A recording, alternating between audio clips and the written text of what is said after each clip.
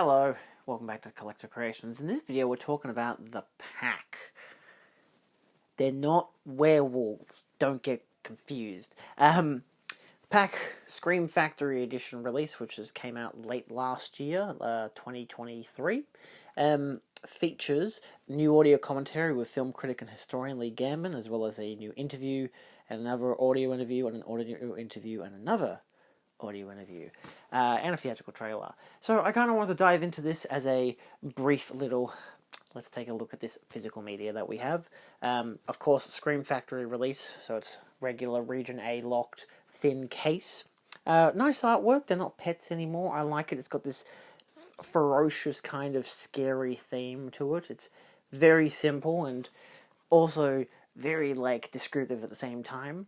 I say it's not a werewolf film because I thought it was when I when I went to watch it. I was going to double feature it with The Howling. Thank God I didn't. Turns out, yeah, just a bunch of feral dogs on an island attacking people, which is a hell of a concept. And for eco horror, not a bad concept.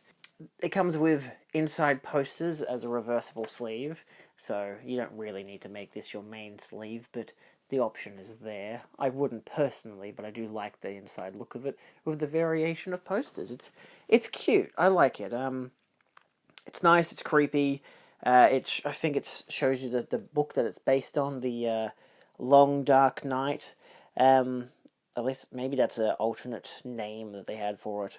Either way, it's good. I like it. It's a simple, style, which is cool. I like that packaging-wise. Because, again, it's a simple case. There's no slipcover. It's not a 4K remaster or anything. I'll dive into the special features first and foremost, because they're probably the biggest highlight of the package, given you'd say, oh, it's just a pretty simple Scream Factory release. Julian, why are you looking at it? Well, because it was one that my dearly departed friend Lee Gambin had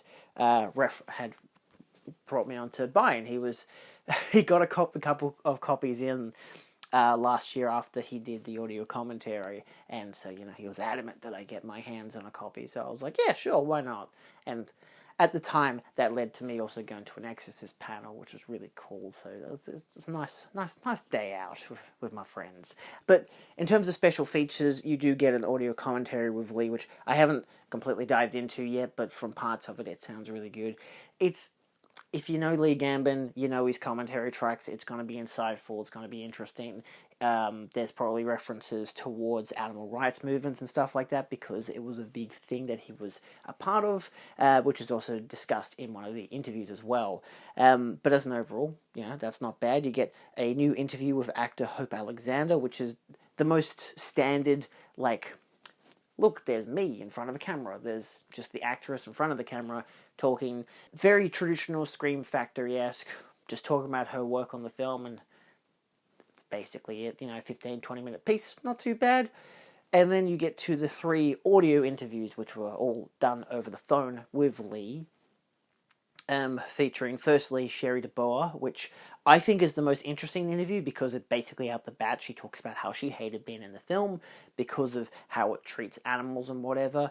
Of course, when they were making the film, they were as nice and kind and no animals were hurt during the making of this picture kind of deal. So, there's no actual controversial thing about the film. It's just the fact that it's a bunch of wild dogs, and in the film they have to kill the actual dogs. So if you're not a fan of dogs being shot or run over, wouldn't suggest the film, basically. Also being burned alive. That you don't see them getting burned alive, you don't hear them getting burned alive, but it's a house that gets burned down, and there are dogs implied to be inside, so I would avoid if you're not fond of that, which is fair enough. But in terms of the quality of the actual interview, it was really interesting listening to her and Lee talk about, animal rights movements and stuff like that, and how they like treating animals with a lot of kindness. It was a really sweet kind of interview that touched on them as just kind of people outside of the film, until of course Lee would always backtrack like, oh right, let's keep talking about the movie, we've got to talk about the movie. But it's really good. It's a really funny interview. They sounded like they had a lot of fun recording it. So yeah, it's definitely the highlight of the package aside from the film. The other two interviews with the assistant director Thomas LaFaro and with composer Lee Holbridge are both quite nice as well. They're much more formal in the way that they're presented, again by Lee, but again, it's just simple question and answer. You got an array of footage on screen showing clips from the movie, showing behind the scenes stuff. They're all edited. I don't know who they're edited by. I hate because it doesn't credit it on the actual package, but it is edited by someone else, so it does give you that extra flair. It's not just, not just a clip show from the film. It's not just, well, it's an over-the-phone interview, you got to have the extra video element to it. But it's not bad. A lot of the footage relates to what they're saying, which is nicely interwoven. In terms of the film itself, it's basically, how do I give you a plot summary? People are staying on an island that only has like a ferry come to it like once a week kind of deal, so it's isolated. There's a bunch of feral dogs that have been roaming the island and growing larger in their pack. Again, the pack, because tourists will come by, pick up a dog from a pound that's meant to be put down soon. So like, oh, we'll just use it as a pet for a couple of weeks, and then when we leave, we'll leave the dog behind. So it already plays on that notion of just like generic tourists being kind of evil in their own way, and it's definitely played because one of the main dogs is like the first animal you see there who is left behind. But that does leave for a touching note by the end of the resolution of the story. So yeah, narrative, it's quite nice. The characters are pretty good. They're not too generic or anything, but there's like some archetypal things. There's some characters that you're like, oh, those people have a setup thing there. They're probably gonna die. Like enough stuff to give you some basic interest, like a generic slasher film kind of deal, where it gives you enough interest in generic plots with generic characters without diving too deep into it. Even like the main character, there isn't too much. Like, sure, he's a man who used to be a tourist at the island, fell in love with someone there, and now wants to build a house with them and, raise her kids. So it's like, there's still enough to be emotionally connected to, and I did like the characters. I liked the portrayal of the acting. I didn't think anything was really, like, stilted or wooden or anything. I gave the film 4 stars, so I quite enjoyed it. And again, I think it's a really tense thriller at times, with some standout scary moments. Dogs jumping out of the blackness of night and stuff like that, and then there's some good action scenes as well, one in particular being set in a car, very Cujo-esque, if there was like 20 Cujos. So, yeah, again, if you're not a fan of dogs being attacked or wounded or shot or killed, then I wouldn't suggest the film personally, but if you can suspend your disbelief, go for it. Also, the interviews do help because the interviews of the actors emphasize how nice the dogs were and how they were able to actually make the dogs seem angry and seem feral, when in reality they were really nice dogs because they're really nice dogs, especially Josh, who they kept crediting. So yeah, feel free to check it out. It's good.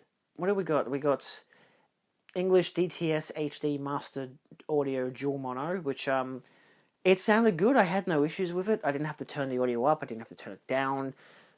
It seemed good. There was a good amount of like jump scary moments as well, which didn't seem to heighten the audio track too much. So it didn't it was mostly like orchestral stuff to like emphasize scares, which I like when they do that instead of just having someone go boo. So I actually got scared by this movie. It was bizarre, but it is a dog jumping out of the blackness as it slowly, it's a creepy film. It's good, nice atmosphere. But the video as well, I liked it. I didn't find any issues with it there. It's not anything new in terms of I don't think there's anything different with any previous transfer, but I don't know if they've done any transfer before, but it's just your typical, 1080p presentation, and it looks good. I mean, maybe they could have done a 4K restoration or something, but there doesn't seem to be any real, minuses with the footage, as a good standard transfer. It looks really nice. No real issues with any dirt or damaging or scratching or anything, so yeah, I had no issues with it at all. Nothing stood out to me as, that's a problem. And this is just me watching as a casual person. I wasn't really looking at it as I gotta be critical of this. It's no, I just wanted to watch a movie, and honestly, I really enjoyed it, and I like the look of it. And there's a lot of nighttime scenes as well, and none of them seem to really fault from not being a 4K UHD or anything crazy like that. But yeah, look, as an overall, I think it's a really nice package. Again, it's still generic, simple, easy case, standard Scream Factory release, but definitely one worth getting either if you're an eco horror fan, a fan of Lee Gambon's work, or just like watching dogs attack people, because it's kind of cool. Uh, and creepy at times. And it is directed and produced by the guy who did Enter the Dragon. His name being, I believe, Robert Klaus. So yeah, it's nicely stylized. He knows how to do action well, so it works. Especially given this is from 1977. Yeah. Anyway, that's all. Just wanted to do a little quickie talking about that.